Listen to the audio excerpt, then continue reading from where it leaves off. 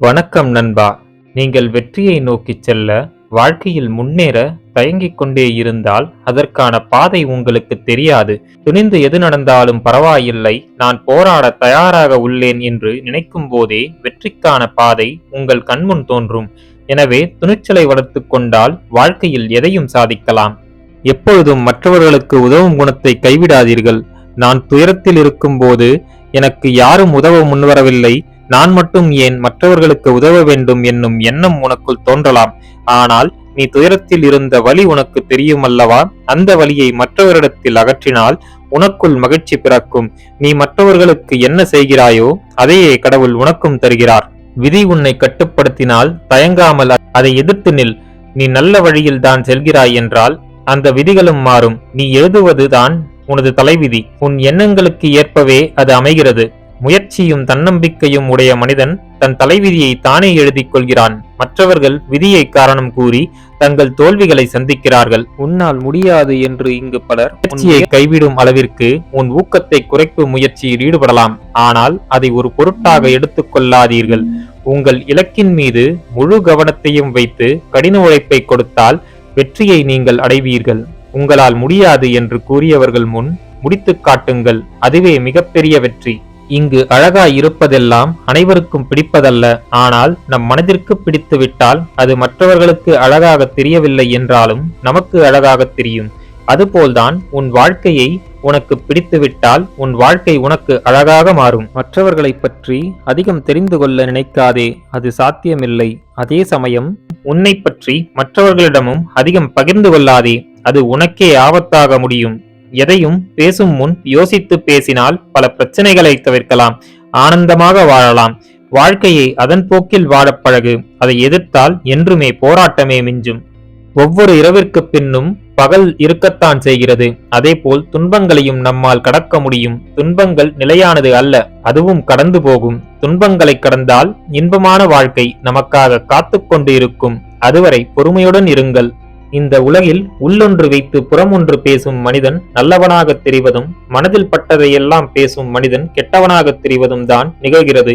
உண்மையான நல்லவன் என்பவன் தன் மனதிலும் தூய்மையாக இருப்பவன்தான். மன தூய்மையை வளர்த்தால் உங்கள் செயல்களும் நல்லதாகவே இருக்கும். நல்லவனாக வாழப் பழகுங்கள். அதை நிரூபிக்க என்றும் முயற்சி செய்யாதீர்கள். அதுதான் நிம்மதியான வாழ்க்கையை தரும். ஒரு மனிதன் தனது ஆர்வத்தை இறுதி வரை அவன் தக்க வைத்துக் கொண்டால்தான் அவனுக்கு வெற்றி கிடைக்கும். ஒரு மராத்தான் ஓட்டப்பந்தயத்தில் முதலில் தொடங்கும் போது நிறைய நபர்கள் இருந்தாலும் முடிக்கும் போது வெகு சிலரே வருகின்றனர். அதற்கு காரணம் தொடக்கத்தில் இருக்கும் ஆர்வம் இறுதி வரை இருப்பதல்ல என்பதுதான். வாழ்க்கையிலும் அப்படித்தான். எவன் ஒருவன் இறுதி வரை ஆர்வம் இழக்காமல் செயல்படுகிறானோ அவனை வெற்றி அடைகிறான். இளம் வயதில் உழைத்தால், தன்னை மேம்படுத்தும் முயற்சியில் ஈடுபட்டால் முதுமையில் நிம்மதியாக இருக்கலாம். இளமையை தேவையில்லாத விஷயத்திலும் வெறும் பொழுதுபோக்கிலும் செலவிட்ட மனிதன் தனது முதுமையில் ஓடிக்கொண்டே இருக்க நேரிடும். எனவே உடலில் பலம் இருக்கும் போதே உழைத்து வாழ்க்கையில் முன்னேறிவிட வேண்டும். காலம் போன பின்பு கலங்கி பலனில்லை. ஒரு மனிதன் தன் பலத்தை முதலில் உணர வேண்டும். தன் பலவீனத்தை கண்டு தாழ்வு மனப்பான்மையில் மூழ்கிவிடக் கூடாது. தன் பலம் என்ன என்பதை ஆராய்ந்து அதை வெளிக்காட்டும் முயற்சியில் இறங்க வேண்டும். அதை மேலும் வளர்த்து கொள்ள என்ன செய்ய வேண்டும் என்பதை கண்டறிந்து அதை செயல்படுத்த வேண்டும். தன் பலத்தின் மீது கவனம் செலுத்திய மனிதர்களே வெற்றியாளர்களாக திகழ்கின்றனர். வாழ்க்கை என்பதே நேரத்தால் ஆனது. வாழ்க்கையை நேசிக்கும் ஒரு மனிதன் என்றுமே நேரத்தை வீணாக்குவது இல்லை. ஒவ்வொரு மனிதனுக்கும் பாகுபாடின்றி இறைவன் கொடுத்து இருப்பது ஒரு நாளைக்கு 24 மணி நேரம்தான். அதை அவன் எவ்வாறு பயன்படுத்துகிறான் என்பதை பொறுத்தே அவனது வாழ்க்கை அமைகிறது.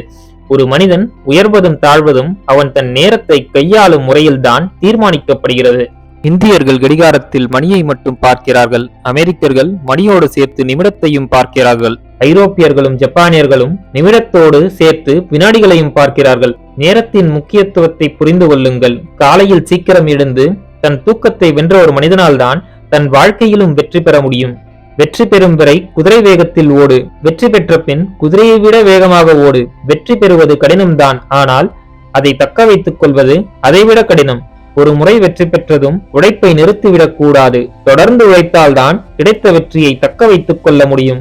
முயற்சிக்கு முன்னால் வரும் தயக்கமும் வெற்றிக்கு பின்னால் வரும் மயக்கமும் ஒரு மனிதனின் முன்னேற்றத்தை கெடுத்துவிடும். உன் நிலை உயர உயர நீ பணிவாக மாறிக்கொண்டே இருக்க வேண்டும். அப்பொழுதுதான் உன் வெற்றி நிலைக்கும், மனிதர்கள் உன்னுடன் அன்பாக பழகுவார்கள். இல்லாத போது வாடவும் கூடாது, இருக்கும்போது ஆடவும் கூடாது. எதுவும் நிலையில்லை இந்த உலகில். இதை உணர்ந்து செயல்படு. கனவை மனதிலேயே வைத்திருந்தால் அது வெறும் கனவாகவே இருக்கும். அதை அடைவதற்கு நிகழ்காலத்தில் என்ன செய்ய வேண்டும், எத்தகைய முயற்சிகளை எடுக்க வேண்டும், என்ன திறமைகளை வளர்த்து கொள்ள வேண்டும் என்று ஆராய்ந்து அறிந்து அதன்படி செயல்படும் மனிதனே தன் கனவை நிஜமாக்குகிறான், வாழ்க்கையில் வெற்றி பெறுகிறான். நண்பர்களே, மேற்கூறிய விஷயங்கள் உங்கள் வாழ்க்கைக்கு உபயோகமாக இருந்திருக்கும் என்று நான் நம்புகிறேன்.